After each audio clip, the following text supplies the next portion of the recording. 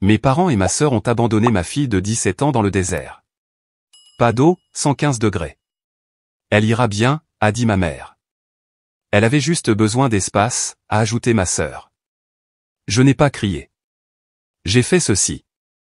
Le lendemain matin, ma fille était en sécurité. Puis ils ont reçu l'appel, et leurs visages sont devenus complètement pâles.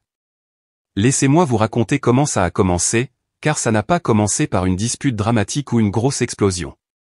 Ça a commencé par un digne, juste un petit son discret d'une application sur mon téléphone pendant que je pliais le linge. J'ai failli l'ignorer. Je pensais que c'était une de ces mises à jour inutiles, du genre qui vous disent que votre enfant a fait 5 pas ou a atteint son objectif d'hydratation. Mais ce n'était pas ça. C'était une alerte de batterie faible de la montre connectée d'urgence de ma fille, celle d'Alison. Elle a 17 ans, une organisatrice, le genre de fille qui charge son téléphone à 72% juste au cas où. Donc, un signal GPS en panne de sa part. Ce n'était pas normal. C'était un signal d'alarme. J'ai d'abord essayé de l'appeler, directement en messagerie vocale. Puis j'ai essayé encore et encore et encore. Au 4e appel, j'avais les mains moites. Alison était en voyage d'un week-end avec mes parents et ma sœur, Claire. Ils avaient demandé à emmener les enfants en randonnée, juste une simple escapade en famille en Arizona. Les enfants de Claire, Mason et Chloé, y sont allés aussi. Alison, étant la plus âgée à 17 ans, avait hésité au début. Elle n'avait pas exactement une relation étincelante avec le côté de la famille de mon mari, mais Claire lui avait envoyé un message, commençons un nouveau départ. Juste nous et les enfants. Ma mère avait dit quelque chose de similaire, laisse-nous mieux la connaître. Tu pourrais avoir besoin d'une pause, Rosabella. J'ai failli dire non, failli. Mais Alison m'avait regardé et avait dit, et si cette fois, il le pensait vraiment? J'ai dit oui. Maintenant, je ne pouvais pas la joindre, et j'avais une notification me disant que sa montre était en train de mourir. Alors, j'ai fait ce que n'importe quelle mère ferait. J'ai commencé à me mentir. Peut-être qu'il n'y a pas de réseau. Peut-être qu'elles sont juste hors de portée. Peut-être qu'elle a laissé tomber la montre et qu'elle est dans la voiture. Mais j'ai quand même ouvert la carte GPS, et c'est là que tout en moi s'est refroidi. Le point sur la carte, la dernière localisation connue d'Alison, n'était près d'aucune route, près d'aucune ville, près de rien. C'était un sentier de randonnée profond dans le désert, à des kilomètres de l'autoroute, entouré de sable rouge, de roches déchiquetées, et d'un indice de chaleur qui avait atteint 115 à midi. J'ai appelé ma mère. Elle a décroché à la 2e sonnerie, comme si elle attendait. Oh, elle s'est un peu égarée, a-t-elle dit avec des contractions. Elle s'est fâchée pour quelque chose. Elle a dit qu'elle avait besoin d'espace. Des traces dans le désert à midi. Claire a pris la parole ensuite sur haut-parleur. Elle est dramatique, Rosabella. Tu la connais. Je n'ai pas dit un mot. Pas un seul. J'ai juste raccroché, car si j'avais continué à écouter, j'aurais dit quelque chose que je ne pourrais pas regretter. Et je n'avais pas de temps à perdre en dispute. J'ai ouvert mon ordinateur portable, j'ai réservé le premier vol pour Flagstaff. Puis j'ai retrouvé un vieil numéro sur mon téléphone. Nous ne nous étions pas parlé depuis des années, mais autrefois, nous avions passé un long été à faire de la randonnée dans les canyons. Lui, instructeur de survie en milieu sauvage, moi, la mère trop préparée au bord de l'épuisement. Il a décroché après 2 sonneries. J'ai besoin de toi, ai-je dit. Il n'a pas demandé pourquoi, juste où. À l'aéroport, je me souviens à peine d'avoir passé la sécurité. Mes mains tremblaient toujours, mais mon esprit non. Il y avait une sorte de clarté dans la panique, un focus sombre et froid que je n'avais pas ressenti depuis l'accouchement ou peut-être depuis mon divorce. Le genre de focus où vous n'avez pas le luxe de la rage. Vous bougez, vous agissez, vous survivez. Je la voyais dans ma tête, Alison avec son chapeau de soleil ridicule, son sac photo, sa bouteille de crème solaire SPF 70. Je l'avais aidé à faire son sac 2 jours plus tôt. Je lui avais fait promettre de s'hydrater. Elle avait levé les yeux au ciel. Je l'avais serré 2 fois, lui avais dit « je t'aime » 3 fois, comme une idiote qui pensait que cela la protégerait. Au moment où j'ai atterri, Louise m'attendait déjà près des jeeps de location avec de l'eau supplémentaire, une vieille carte de randonnée et une trousse de premier secours. Il m'a regardé et a dit « allons trouver votre enfant ». Nous avons atteint le début du sentier 1 heure avant le coucher du soleil. Pas de voiture, pas d'autres randonneurs, juste un poste de garde forestier à environ 1 kilomètre de là qui semblait abandonné. J'ai montré le tracker à Louise. Il a froncé les sourcils. Elle est loin du sentier principal, a-t-il dit. Si elle ne bouge pas, ce n'est pas bon signe. J'ai hoché la tête. Je ne pouvais pas parler car si j'ouvrais la bouche, j'allais soit vomir, soit hurler. Nous avons fait de la randonnée. L'air semblait essayer de me décortiquer la peau. Mes bottes se remplissaient de sable. Mon cœur battait dans mes oreilles. Nous avons passé un lit de rivière asséché, un emballage de barres de granola déchirées, puis une écharpe. L'écharpe d'Alison, attachée à un rocher comme un marqueur. Louise l'a ramassée. Elle essaie de se faire trouver, a-t-il dit. Mes jambes ont failli céder. Nous avons continué. À un moment donné, j'ai cru voir quelque chose au loin, une silhouette, une ombre. Mais ce n'était rien. Juste la chaleur qui jouait avec ma vision. Mes lèvres se sont fissurées. J'ai arrêté de m'essuyer la sueur du visage. Chaque seconde qui passait, je pensais, si j'avais attendu 1 heure de plus, serait-elle encore en vie? Et pourtant, pas une seule fois, pas une seule seconde, je ne me suis laissé pleurer. Parce que les larmes ne règlent pas les choses. Le mouvement le fait. Nous avons trouvé une bouteille d'eau ensuite, posée sur le côté dans la poussière. Louise l'a regardée. Encore tiède, a-t-il dit. Elle est proche. Nous avons grimpé sur une corniche rocheuse pendant que le soleil virait à l'orange derrière nous. C'est là que j'ai vu un éclair de mouvement sous un surplomb déchiqueté. Quelque chose de recroquevillé. J'ai couru avant que Louise ne puisse dire un mot. Et la voilà, Alison. Les yeux mi-clos, les lèvres sèches, la peau rougie, portant toujours ce stupide chapeau de soleil, et vivante. À peine. Je me suis agenouillé et je l'ai serré dans mes bras. Son corps était chaud comme un poêle. Elle a murmuré quelque chose que j'ai à peine entendu. Quoi, ai-je demandé, en essuyant la poussière de ses joues. Ils ont pris mon sac, a-t-elle dit. Exprès. Je n'ai pas répondu. Pas encore, car ce qu'elle a dit ensuite a fait que quelque chose en moi s'est brisé en deux. Et cette partie de l'histoire n'a pas encore été racontée. Pas avant maintenant. Laissez-moi vous dire quelque chose sur ma famille. Nous ne faisons pas d'hostilité ouverte. Ce serait trop honnête. Nous faisons de la cruauté polie. Nous aimons tout le monde pareillement, avec une petite phrase comme « mais parlons un peu de Claire ». Claire, ma sœur cadette, était celle qui était choisie, la bruyante, la pétillante. Elle pouvait rater un cours et recevoir un gâteau pour avoir fait de son mieux. J'ai eu un à une fois, et ma mère m'a demandé si j'étais distraite par les garçons. Ce n'était pas violent, dramatique ou évident. C'est ce qui rend les choses pires. En grandissant, Claire avait le droit d'être désordonnée, lunatique et créative. Je devais être calme, serviable et silencieuse. Quand Claire faisait une crise de colère à Thanksgiving, elle avait un bain chaud et un fort en couverture. Quand je pleurais, je gâchais l'ambiance. Et je les croyais. Pendant des années, j'ai vraiment cru qu'il y avait quelque chose qui n'allait pas chez moi. Quelque chose de trop ou pas assez. Mais ensuite, j'ai eu Alison, et pour la première fois de ma vie, quelqu'un m'a regardé comme si j'étais le soleil. Alison n'était ni bruyante ni douce. Elle était vive, observatrice, un peu intimidante, pour être honnête. Elle posait des questions difficiles à 5 ans et ne souriait pas juste parce qu'on lui disait de le faire. Elle me rappelait moi, mais en mieux. Mes parents ne savaient jamais quoi faire d'elle. Ils essayaient à leur manière, lui achetaient des stylos à paillettes et des pulls roses. Elle portait des sweats à capuche noire et mémorisait les lois de l'État, juste au cas où. Alors, il souriait. Il l'incluait jusqu'à ce que grand-mère Rose intervienne. Ma grand-mère Rose est une femme terrifiante, du genre qui aiguise ses propres sécateurs de jardin et envoie encore des cartes de remerciement écrites à la main. Elle a 92 ans, et si elle disait à une tornade d'attendre qu'elle ait fini son petit déjeuner, elle le ferait probablement. Elle a pris Alison en affection instantanément.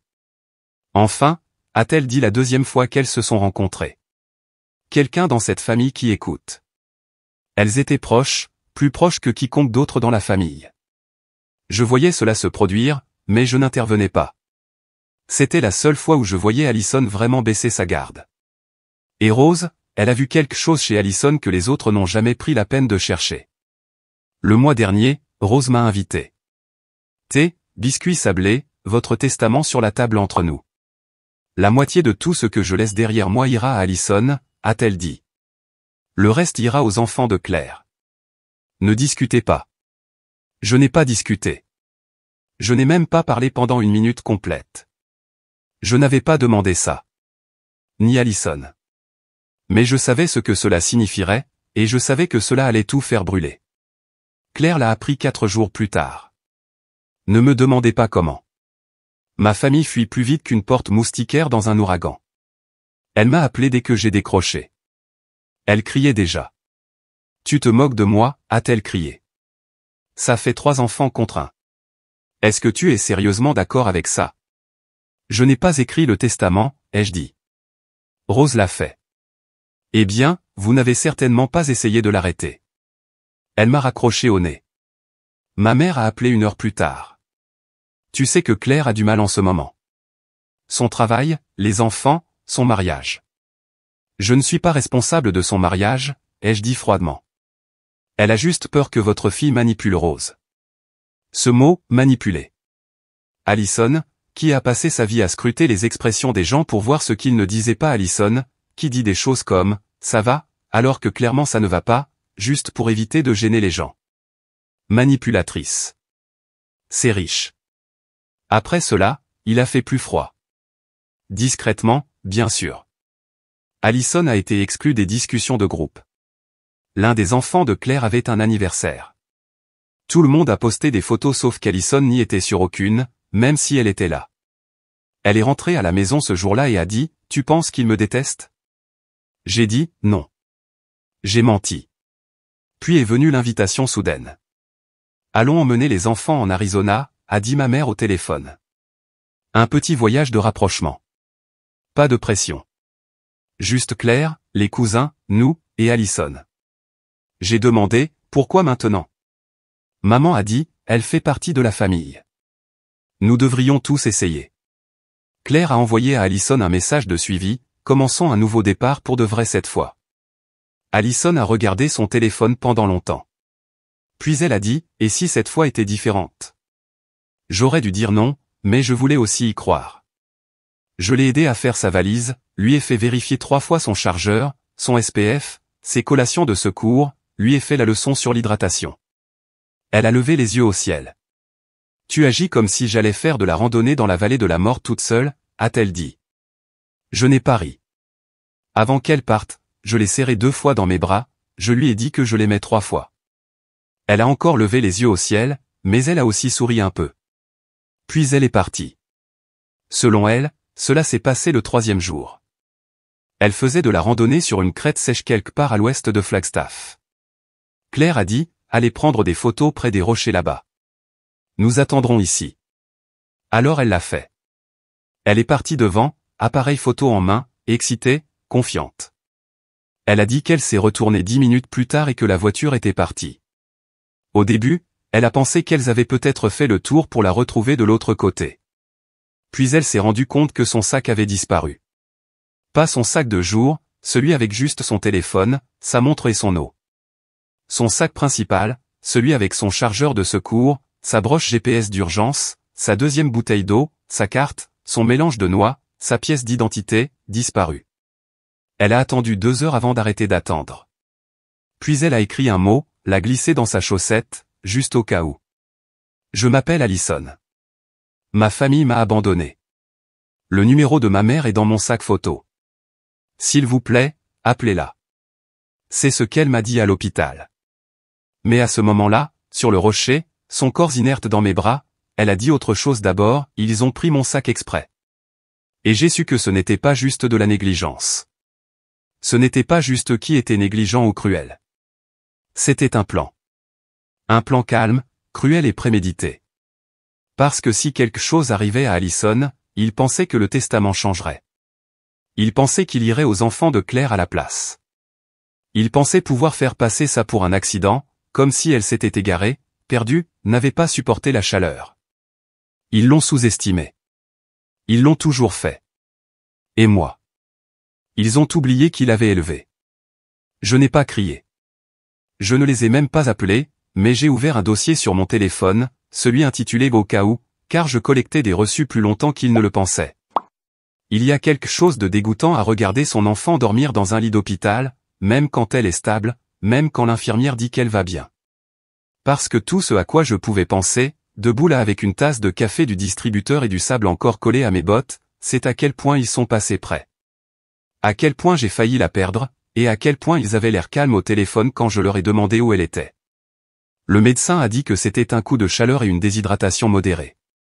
Pas assez pour être mortel. Pas cette fois, mais assez pour que quelques heures de plus auraient pu faire pencher la balance. Assez pour que ses reins réagissent mal et que son cœur soit au bord d'une ligne de rythme qu'il n'aimait pas. Louise s'est assise avec moi dans le couloir pendant qu'il lui administrait des fluides par perfusion. Il n'a pas beaucoup parlé, m'a juste tendu une bouteille d'eau et a levé un sourcil. J'ai dit, ils l'ont laissé. Il a dit, je m'en doutais.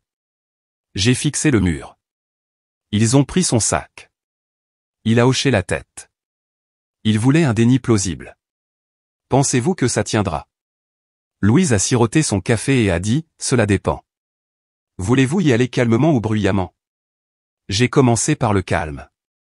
J'ai passé des appels, rassemblé toutes les photos que j'avais, tous les messages vocaux. Le sac photo qu'Alison avait caché sous la corniche rocheuse contenait encore sa caméra de vlog parce que bien sûr. Elle a 17 ans. Elle documente tout. Il s'avère qu'elle filmait quand Claire lui a dit d'aller voir cette crête. Le clip était Shaki mais Claire. La voix de Claire va prendre de belles photos. Nous attendrons ici. Alison répondant, ok, je serai rapide. Puis rien. Le silence. 10 minutes plus tard, alors que la caméra filmait toujours dans sa main, elle s'est retournée et a murmuré, où sont-elles parties? J'ai téléchargé la vidéo, les sauvegardé sur 3 disques durs, imprimé les captures d'écran. Ensuite, j'ai consulté le journal GPS de sa montre connectée. Il montrait qu'elle marchait, s'arrêtait, revenait sur ses pas, marchait à nouveau, tournait en rond, restait immobile aucun mouvement pendant 2 bonnes heures. Puis, enfin, mon propre icône arrivant sur la carte comme un crescendo numérique. Je n'ai pas appelé ma famille. Je n'ai pas envoyé un seul message, mais j'ai envoyé un email à l'avocat de grand-mère Rose, un homme nommé Benson, qui m'avait une fois envoyé une excuse écrite à la main pour avoir renversé du vin sur mon manteau lors d'une soirée du Nouvel An il y a 5 ans. Il gérait également la succession de Rose, sa fiducie et toutes les mises à jour de son testament depuis les années 90. Ligne d'objet, urge, concernant l'incident en Arizona. J'ai joint la vidéo, le journal GPS, le formulaire d'admission à l'hôpital d'Alison, une copie de la note qu'elle avait laissée dans sa chaussette, une copie du message de Claire invitant Alison au voyage. Je n'ai pas inclus de commentaires, juste des faits. Benson a répondu dans l'heure, reçu. Réunion avec Rose demain matin. Le deuxième appel que j'ai passé était au bureau du shérif local. Pas le 911, pas une ligne d'urgence paniquée, juste un appel calme à un petit poste de police près de Flagstaff. J'ai demandé le détective chargé des personnes disparues et des incidents de sentier. J'ai tout expliqué en phrases courtes et concises. Ont-elles signalé sa disparition? Non. Ont-elles quitté la région après sa disparition? Oui. Sont-elles jamais revenues la chercher? Non. Ai-je des raisons de croire qu'elle savait qu'elle était laissée derrière? Je le crois, et je peux le prouver. L'officier au bout du fil, le détective Moreno, a écouté sans interrompre, puis a dit, pouvez-vous venir? Je suis hors de l'état, ai-je dit. Mais je peux tout télécharger, et je serai heureuse de déposer une déclaration sous serment. Il y a eu une longue pause. Puis il a dit, je vais vous envoyer un lien sécurisé. N'envoyez pas cela par email. Quand je suis retourné dans la chambre d'Alison, elle était éveillée, à peine. Elle m'a regardé avec des yeux fatigués et a dit, est-ce qu'elles viennent? Je me suis assise à côté d'elle et j'ai dit, pas à moins que ce ne soit menotté. Elle m'a fait un petit sourire fissuré. Le lendemain, la voix d'Alison est revenue pleinement. Son sarcasme aussi. Elle a demandé à l'infirmière si les fluides intraveineux comptaient pour ses objectifs d'hydratation quotidiens. Quand elle allait mieux, elle a dit les mots auxquels je ne m'étais pas autorisé à penser, je ne pense pas qu'elles aient jamais eu l'intention de me ramener. Je n'ai pas nié. Elle m'a raconté toute l'histoire par bribes. Comment elles se sont arrêtées pour faire le plein d'essence et Claire a par erreur sorti son sac d'urgence de la voiture. Comment Claire avait insisté pour qu'elle garde son téléphone principal éteint pour qu'il charge plus vite. Comment ses cousins avaient été informés qu'Alison rencontrait un ami plus tard. Nous viendrons la chercher sur le chemin du retour. Elles avaient tout planifié. Je lui ai demandé si elle voulait les signaler elle-même. Elle a dit, non, je veux que tu le fasses. J'ai dit, bien, parce que je l'ai déjà fait. Cet après-midi-là, j'ai reçu le premier ping de Benson. Objet, incident en Arizona. J'ai parlé à Rose. Elle a tout vu. Vous voudrez rester disponible dans les 2 prochaines semaines. Cela ne restera pas silencieux longtemps. Puis j'ai reçu le deuxième ping du détective Moreno. Nous préparons un rapport officiel et une demande de mise en examen, mise en danger d'un mineur, négligence d'enfant, défaut de signaler une personne disparue. Nous contacterons les individus directement. Pourtant, je n'ai pas appelé ma mère, mon père ou Claire. Pas parce que j'avais peur de ce qu'ils diraient, car je savais déjà. Claire dirait que c'était un malentendu, qu'Alison s'était enfuie, qu'elles avaient attendu des heures. Maman dirait que j'en fais trop. Papa ne dirait rien, puis m'enverrait un article sur la réconciliation familiale sans contexte. Je ne voulais pas de leurs mensonges. Je voulais leur silence. Et je voulais que d'autres personnes entendent la vérité avant qu'elles n'aient la chance de la déformer. Je n'ai rien publié publiquement, mais j'ai mis à jour mon dossier d'urgence, celui que Rose appelait autrefois le dossier de crise familiale. Il avait maintenant un onglet appelé désert. À l'intérieur, des copies de tout ce que j'avais envoyé à Benson et au shérif, une déclaration signée d'Alison, ses papiers de sortie de l'hôpital, une seule phrase écrite de ma propre main, ils l'ont laissée exprès parce qu'elle était sur leur chemin. La prochaine fois que je verrai mes parents, ils ne seraient pas seuls, et ils ne souriraient pas. Il y a un genre spécial de silence dans une famille où tout le monde attend de voir qui va exploser en premier. C'est le genre de silence dans lequel je suis entré un dimanche après-midi à la propriété de ma grand-mère. Le brunch était déjà en cours quand Alison et moi sommes arrivés. La table était pleine. Claire était assise au bout, trop composée. Mes parents faisaient semblant de beurrer des biscuits comme s'ils n'avaient pas laissé ma fille mourir dans le désert. Et grand-mère Rose. Elle se tenait près de la cheminée, une canne dans une main, une pile de papier dans l'autre.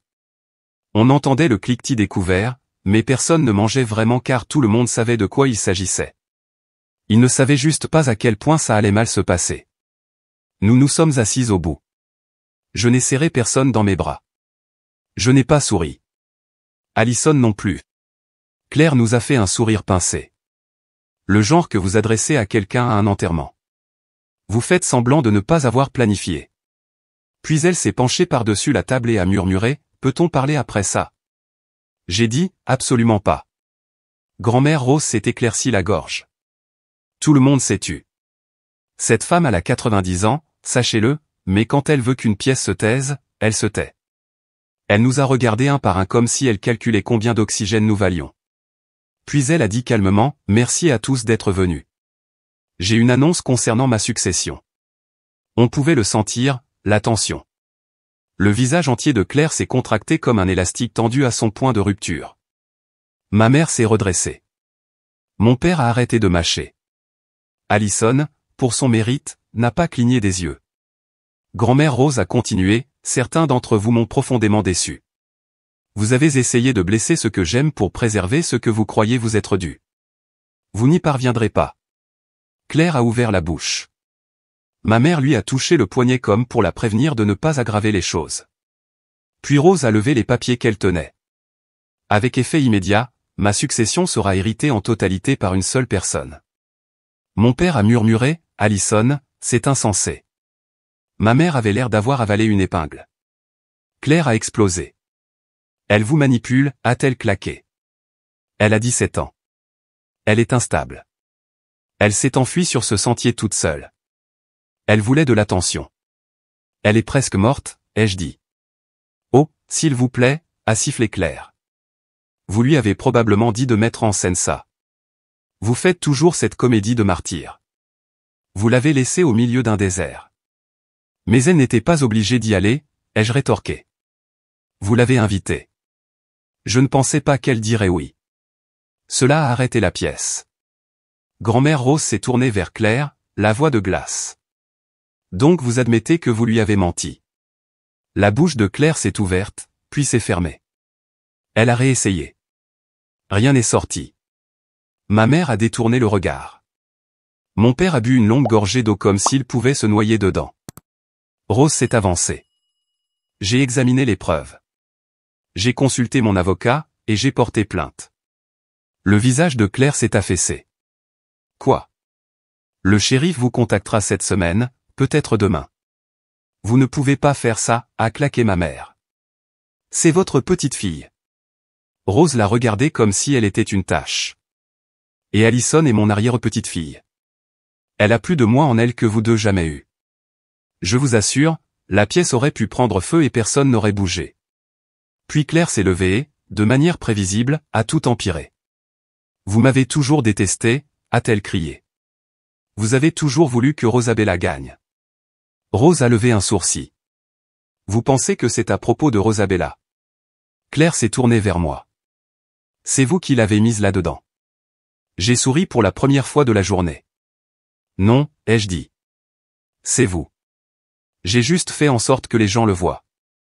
La semaine suivante, des poursuites formelles ont été déposées, mise en danger d'un mineur, négligence, défaut de signaler une personne disparue, fraude tentée, interférence successorale. Mes parents ont engagé un avocat. Claire a engagé un attaché de presse. Le groupe de discussion est mort.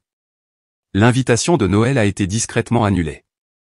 Allison a reçu une lettre manuscrite de Claire qui commençait par « Je ne voulais pas que cela aille aussi loin ». Elle se terminait par « S'il vous plaît, ne ruinez pas toute la famille à cause de ça ». Allison n'a pas répondu. Elle l'a pliée en deux, puis l'a jetée à la déchiqueteuse. Les gens aiment dire que la famille est tout. Mais voici la vérité qu'ils omettent, toute famille n'est pas bonne. Certaines personnes partagent simplement votre sang. Et parfois, ce qu'elle mérite, c'est de la distance. La dernière fois que j'ai vu ma mère, elle a essayé de me coincer dans le parking d'une épicerie. Elle m'a demandé, veux-tu vraiment tout détruire à cause d'un malentendu? J'ai dit, vous avez laissé ma fille dans le désert. Elle a cligné des yeux, puis a dit, eh bien, elle va bien maintenant, n'est-ce pas? Je n'ai pas répondu. Je me suis juste retourné et je suis parti. Quelques mois plus tard, Allison a commencé une thérapie. Pas parce que je l'avais forcée, mais parce qu'elle le voulait. Elle a dit, j'ai besoin d'en parler quelque part où je n'ai pas à te protéger. J'ai dit, d'accord. Elle est toujours silencieuse, toujours vive, toujours sarcastique. Mais parfois, je la surprends à rire à nouveau devant des vidéos, à dormir la porte ouverte, à laisser des tasses sur le comptoir comme si elle savait qu'elle était en sécurité ici. Quant à nous, nous ne allons plus aux fêtes de famille. Nous faisons de la randonnée à la place, ensemble. Nous transportons trop d'eau, trop de chargeurs de secours, et un sifflet qu'Allison aime faire sonner sans raison, juste pour m'ennuyer. Et je la laisse faire parce que chaque fois qu'elle le fait, je sais qu'elle est toujours là. Il la voulait partie. Maintenant, ce sont eux qui ont disparu. 9 mois plus tard, nous étions de retour en Arizona. Pas pour une randonnée cette fois, pour le procès. Mes parents et Claire étaient accusés de mise en danger d'un mineur, de négligence, de défaut de signaler une personne disparue, de complot en vue d'interférer avec une fiducie légale et oui, de tentative de meurtre. Parce qu'une fois que toute l'histoire a éclaté ou le sac disparu, la montre déchargée, la température grimpant et il n'y avait plus de malentendus pour se cacher. Allison a témoigné. Elle s'est tenue là, calme, les yeux pâles comme du silex, et a dit, je ne pense pas qu'elles se souciaient de savoir si je m'en sortirais. Je pense qu'elles espéraient que je ne le ferais pas. J'ai donné ma déclaration aussi. Brève, contrôlée, juste les faits. Et puis est venue la condamnation. Claire, 9 ans, aucune libération conditionnelle pour les 5 premières années. Mes parents, 6 ans chacun. Le juge a dit que ce n'était pas de la négligence. C'était un acte coordonné d'abandon avec motif financier. Et que si ce n'était pas pour la résilience de la victime et l'action rapide de sa mère, ce serait un cas d'homicide. Nous sommes sortis de ce tribunal à la lumière du jour. Allison a pris une profonde inspiration, n'a rien dit. Elle n'avait pas à le faire. Certaines victoires sont bruyantes, certaines sont silencieuses. Celle-ci, elle était permanente. Alors maintenant, je vous demande, suis-je allé trop loin, ou pas assez? Faites-le moi savoir dans les commentaires. Et si vous voulez plus d'histoires comme celle-ci, abonnez-vous, car parfois la justice est rendue, et parfois elle est personnelle.